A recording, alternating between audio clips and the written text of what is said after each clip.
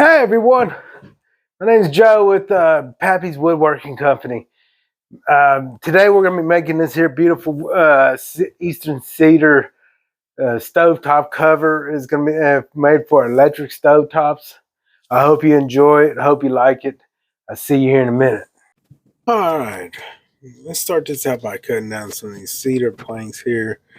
And beautiful, rough Eastern cedar. We're going to be cutting them down to 30 inches each. And each one's about 5 inches wide. So we're going to be cutting, we need to get enough for about 22 inches. So we're going to cut this down to the 30 inches wide. And we're going to try to cut about 4 or 5 inches, and then we're gonna probably rip one down to 2 inches. As you can see, I'm here using my miter saw, my nice trusty miter saw. And we're gonna move it on over to the routing table.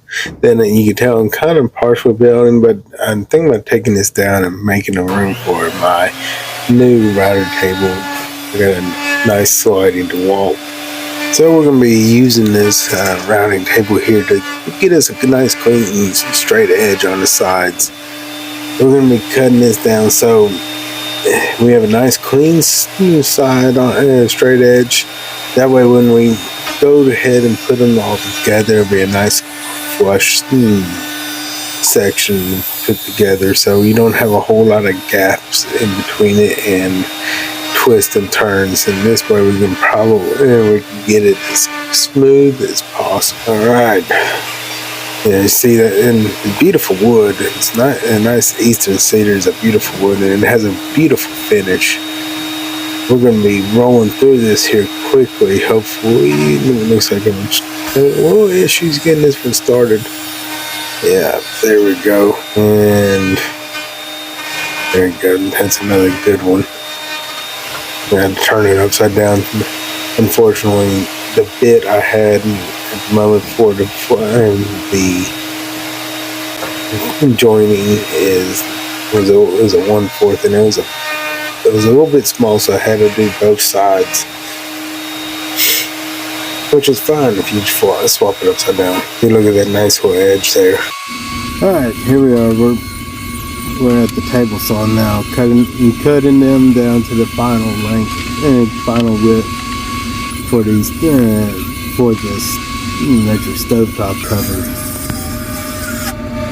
And looks like it almost popped up a little bit. Unfortunately, some of these older table saws I have does not have the splitter on the back, so it kind of hurt, and so sometimes I get a lot of a kickback.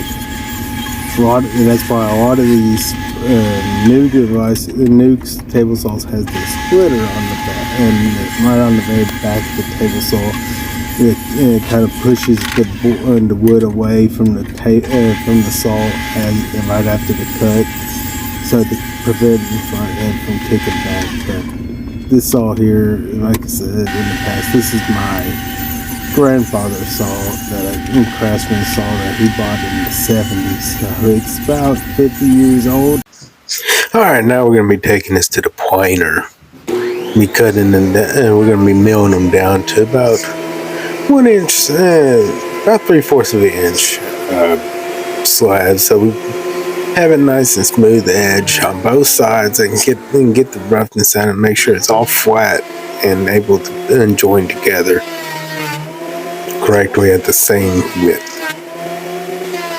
We're gonna be rolling through this. Let's see, we got our lumber here. All right, now we're gonna be putting these all together to get a nice joint, nice and tight. And I'm gonna be running these boards across the top there. So what I'm gonna do is I'm gonna use the clamps there to hold it tight. And then here I come with the nail gun to fasten them in place where they're nice and tightly joined. All right, now we're going to do everybody's greatest part is sanding. We're going to start with 60 grit and move our way up to 300 grit and have a nice smooth edge and smooth feel to every bit of it. There we go. All right, it is the time of every woodworker's dreams of finishing a new project and to see how it comes out. We're going to be putting a nice finish of our homemade board balm on it, which is what we use for our cutting boards. This is a mixture of local beeswax and mineral oil, which puts a nice waxy coating on it, and the mineral oil pulls out the colors. As you can see, as the red is popping out of that eastern cedar, that red and whites on yellow. And we're just going to be wiping it on nice and sparingly. Just kind of push it and put it where you can. Everywhere you see the wood, it pulls out the natural color of the wood, and it is food safe. And that way, this product is going into a kitchen, so it can be if food does get put on it, it does not chemically contaminate it.